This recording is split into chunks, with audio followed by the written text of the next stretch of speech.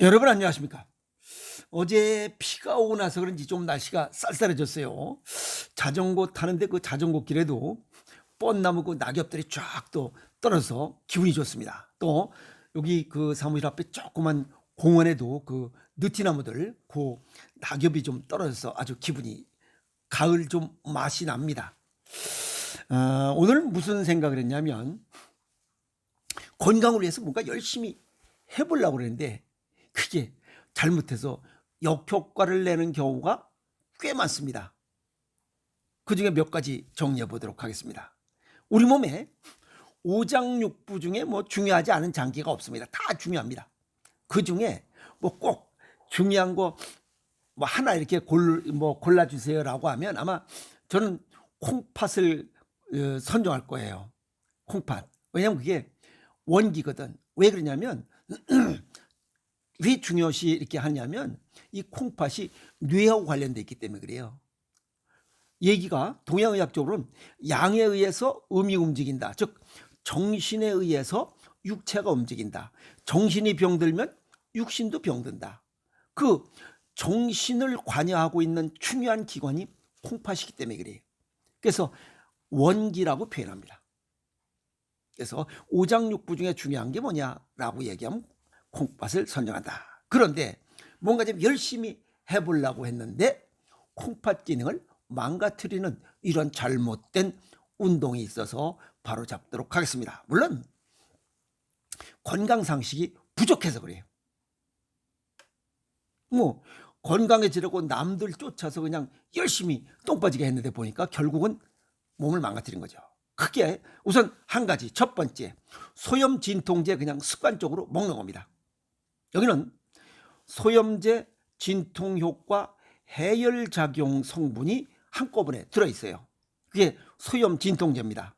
이런 것들은 단순하게 무슨 근육통보다 퇴행성 관절염 같은 이런 근골격계 질환의 그런 걸로 인해서는 통증이 생기는 것을 이렇게 완화시키는 그런 효과가 있지.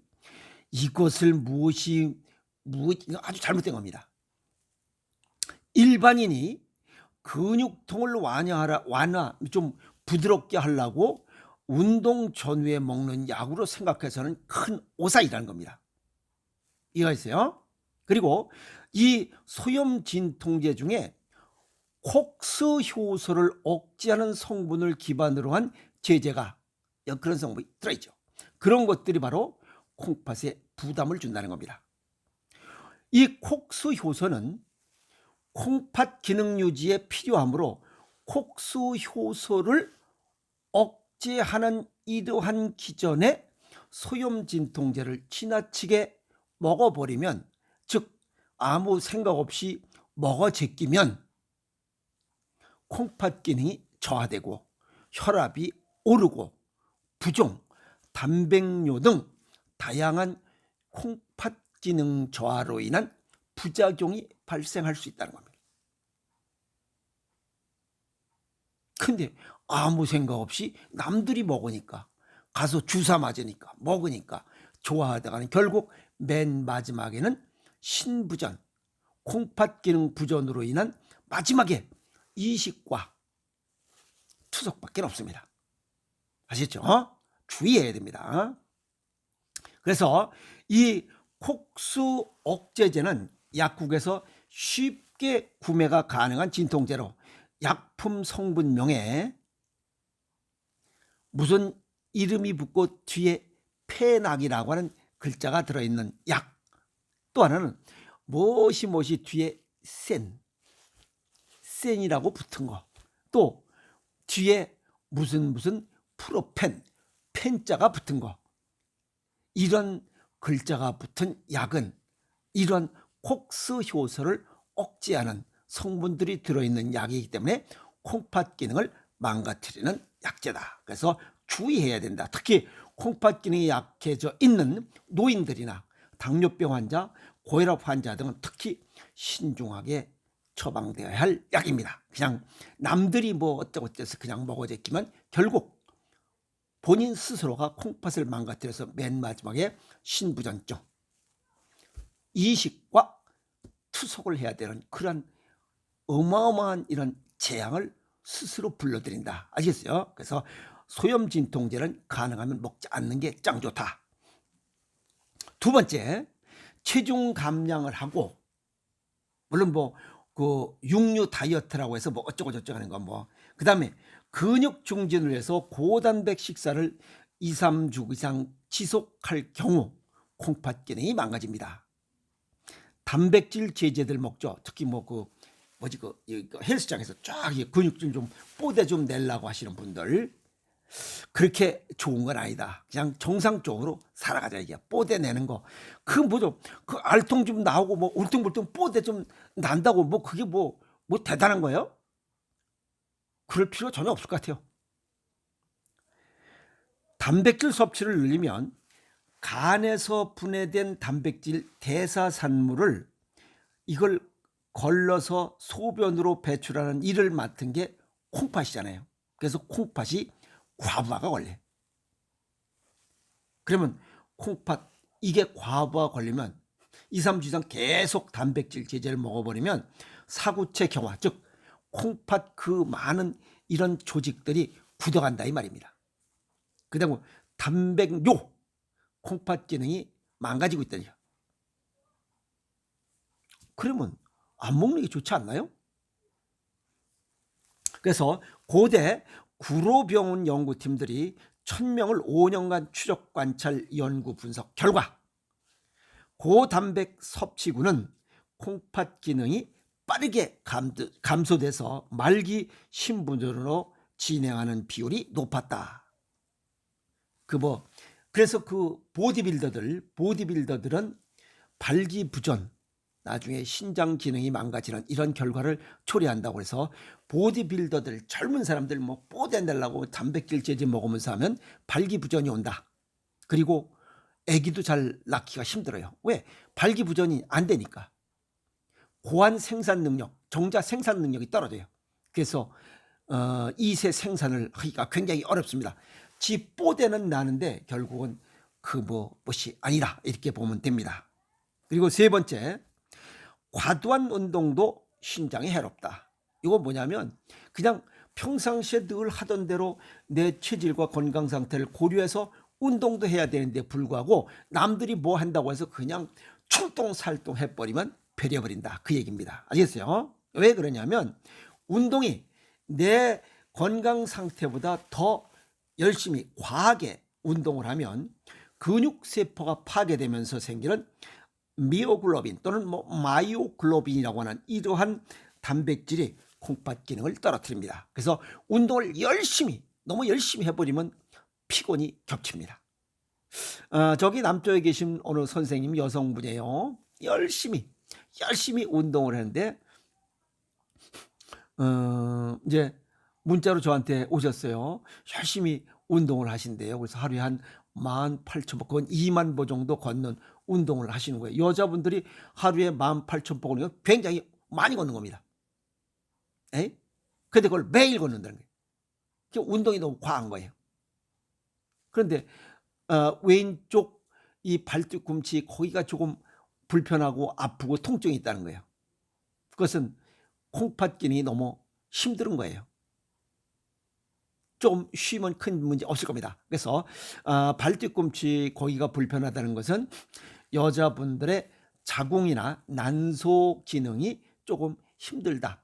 그 지역이, 즉 그걸 관여하고 있는 좌측 콩팥이 힘들다는 뜻입니다. 그러니까 과로하고 있다는 뜻이에요. 아시겠어요? 그래서 그런 기능을 조금 아시면 조금 휴식하면서 아니면 걷는 걸 좀 줄이고 운동을 조금 줄이면 이거는 질환과 관계 없습니다. 이거는 금방 한 2, 3일 휴식하면 또 핫바지 방구 새듯이 그냥 자연스럽게 없어지고 소멸되는 이런 증상입니다. 질환이 아니니까 걱정 안 하셔도 됩니다. 아시겠어요? 그리고 운동할 땐 물을 충분히 섭취해야 됩니다.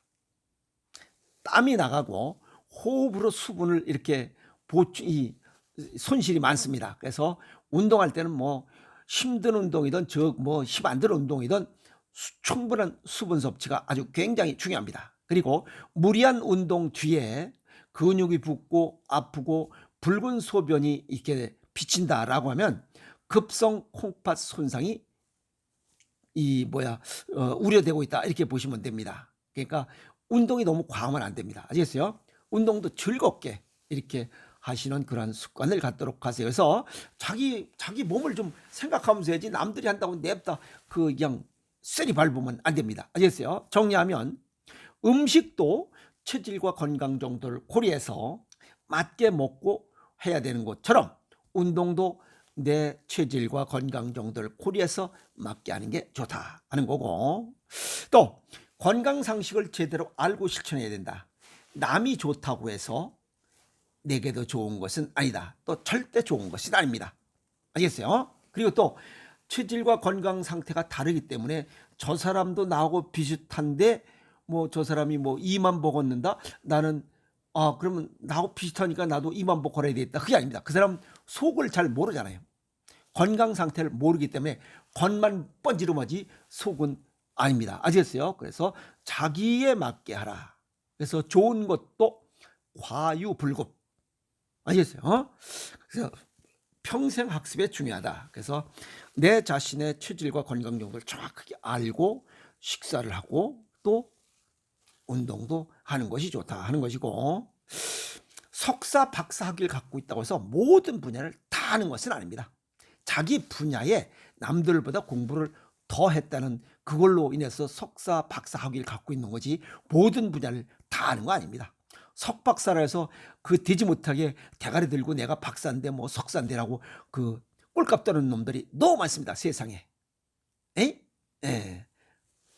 겸손하지 못한 놈들이죠. 그러면 안 됩니다. 그래서 석박사도 자기 분야 이외의 것은 잘 알지 못합니다. 그래서 모든 것을 다 알 수 없기 때문에 평생 학습을 해야 됩니다. 배우는 것은 부끄러운 일이 아닙니다. 다 알지 못하니까 배우는 겁니다. 그게 오히려 바람직한 거죠. 자랑스럽고. 그러나 모르면서도 배우지 않는 것이 부끄러운 일입니다. 그리고 머릿속에 knowledge and wisdom, 지식과 지혜를 채우는 게 뭐가 부끄러워요? 그게 부끄러운 거 아닙니다. 아시겠어요? 머릿속에 비어 있으면서 지식과 지혜를 채우는 건 절대 부끄러운 일 아닙니다. 거기에 비어 있으면서도 지식과 지혜를 채워야 되는데 거기에 다른 걸 채우니까 그게 문제입니다. 덩어리를 채우니까. 아시겠어요? 그건 굉장히 부끄러운 일입니다. 그래서 배우는 것은 절대 부끄러운 일이 아닙니다. 모르면서도 배우지 않는 것이 부끄러운 일이에요. 아시겠어요? 그래서 평생 학습을 통해서 위즈덤, 지식과 지혜를 채우면 어느 곳에서도 존경받는 그런 사람이 됩니다. 석박사라고 해서 공부 안 하면 점점 그냥 떨어집니다. 오죽했으면 속담이 어디서 50이 넘으면 학력 자랑하지 말라고. 똑같습니다. 그러나 꾸준히 공부하는 사람, 평생 학습을 하는 사람은 어느 자리에 어느 모임에 가더라도 존중받고 존경받습니다. 왜? 지식과 지혜를 머릿속에 가득 채우고 있기 때문에. 멋있는 사람이죠. 그런 사람 벌써 얼굴 관상이 달라집니다. 대가리에 덩어리 채운 사람하고 머릿속에 오시덤, 지식과 지혜를 채운 사람하고는 완전히 다릅니다. 알겠어요? 관상이 달라집니다. 그래서 이왕이면 평생 학습을 통해서 지식과 지혜가 가득한 멋있는 어느 곳에 가든지 간에 존중받고 존경받는 그런 인생도 멋있는 인생이 아닌가, 이렇게 정리해 봅니다.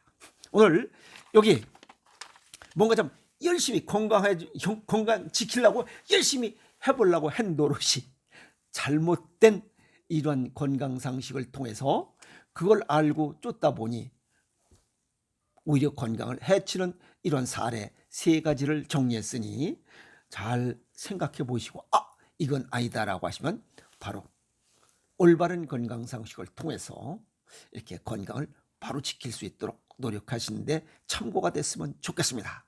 오늘 열심히 해보려고 열심히 하려고 하는데 무엇이 잘못돼서 고생하는 분들을 위해서 정리했으니 좀 이제 하나씩 둘씩 꼼꼼히 생각해 보시고 멋있고 건강한 내일을 이렇게 기대하시는 멋있는 생활을 이렇게 뭐 좀 준비했으면 좋겠습니다. 아픔 없는 거, 건강에 사는 게 최고의 행복입니다. 그 행복을 잡기 위해서 지금도 이 행복 잡으려고 열심히 노력했는데 잘못된 거잖아요. 그래서 올바른 건강 상식도 굉장히 살아가면서 배워야 할 것 중에 뭐 중요한 그런 면을 차지하는 그런 지식과 지혜가 아닌가 이렇게 정리해 봅니다. 아시겠습니까? 그래서 아픔 없이 건강하게 살아가기 위해서라도 올바른 건강 상식을 아는 것도 중요하다. 그러기 위해서는 평생 학습을 해야 된다 하는 내용을 정리했습니다. 여러분, 화이팅!